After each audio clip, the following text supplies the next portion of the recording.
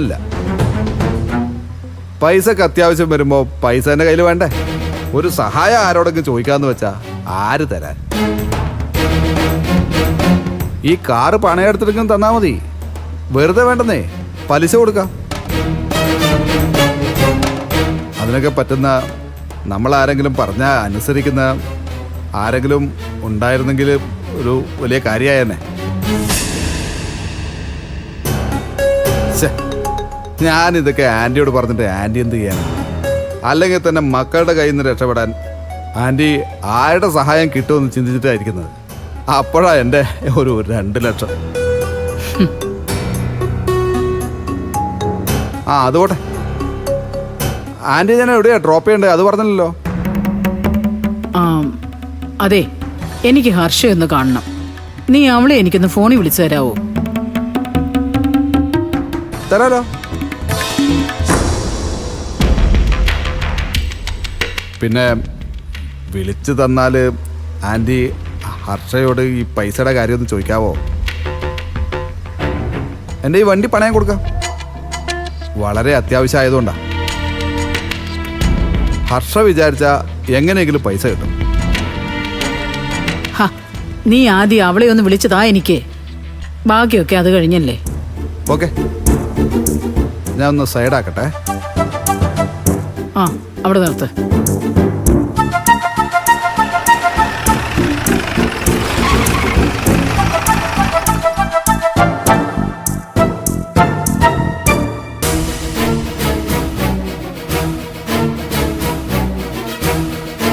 എന്താ കിട്ടിയോ? ബെല്ലുണ്ട്. ആ ആ ഹലോ ഹർഷേ.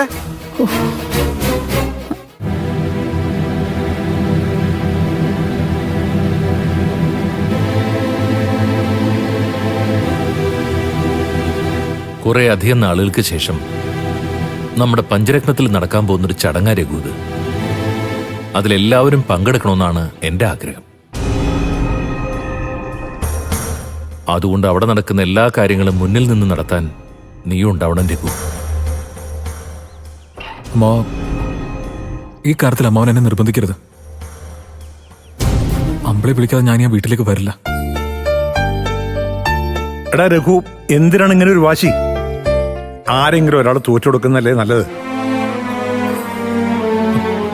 അങ്ങളെ തോറ്റു കൊടുക്കാൻ മടിയുണ്ടായിട്ടല്ല, പ്രശ്നങ്ങൾ പരിഹരിക്കണമെന്ന ആഗ്രഹം കൂടി ഉള്ളതുകൊണ്ടാ അന്ന് പഞ്ചരത്നത്തിൽ വെച്ചെല്ലാം പറഞ്ഞു തീർക്കാൻ ശ്രമിച്ചത്. പക്ഷെ അന്ന് എനിക്കുണ്ടായ അവമാനം അതങ്ങനെ ഒരു പുരുഷന് സഹിക്കാൻ പറ്റുന്നല്ല അമ്മ. രഘു, നീ പറയുന്നതൊക്കെ എനിക്ക് മനസ്സിലാവും. പക്ഷെ രഘു, നീ എനിക്ക് എൻ്റെ മകളുടെ ഭർത്താവ് മാത്രമല്ലല്ലോ, എൻ്റെ മൂത്ത മകൻ കൂടിയല്ലേ.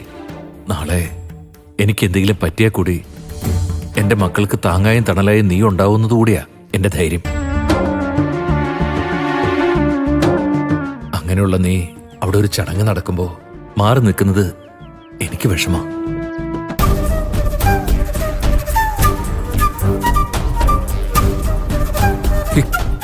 ഇക്കാര്യത്തിൽ ഞാൻ അമ്മാവൻ പറയുന്ന അനുസരിക്കില്ല അമ്മാവ.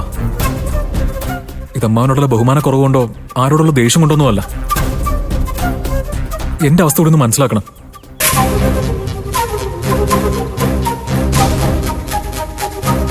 എന്തിനാ രഘു നിന്റെ ഈ വാശി? അമ്പിളി ഒരു കഥയില്ലാത്ത പെണ്ണാണെന്ന് നിനക്കറിഞ്ഞൂടെ? അണ്ടാ, ഇവന്റെ കാര്യം ഓർത്തെണ്ണം വിഷമിക്കണ്ട. ഇവനെ ചടങ്ങിന് എത്തിക്കുന്ന കാര്യം ഞാൻ ഏറ്റു. വേണ്ടെങ്കിലേ, വെറുതെ വാക്ക് കൊടുക്കാൻ നിൽക്കണ്ട. അമ്പിളി എന്നോട് ഇത്രയ്ക്ക് അകൽച്ച കാണിക്കാൻ മാത്രം എന്ത് തെറ്റാ ഞാൻ ചെയ്തേ? എന്നെ വിളിച്ച് ചടങ്ങിന് വരണമെന്ന് പറയാൻ അവൾക്ക് ഇത്ര മടിയാണെങ്കിലേ പിന്നെ നാണം കിട്ടി ഞാൻ എന്തിനാ അങ്ങോട്ട് വരുന്നേ?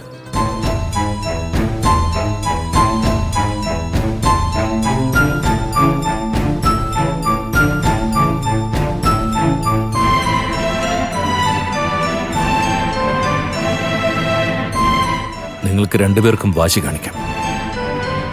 പക്ഷെ അതിനിടയിൽ കിടന്ന് വേദനിക്കുന്ന ഞങ്ങളെപ്പോലെ ചിലരുണ്ടെന്നുള്ള കാര്യം അത് നീ മറന്നു പോരുത്.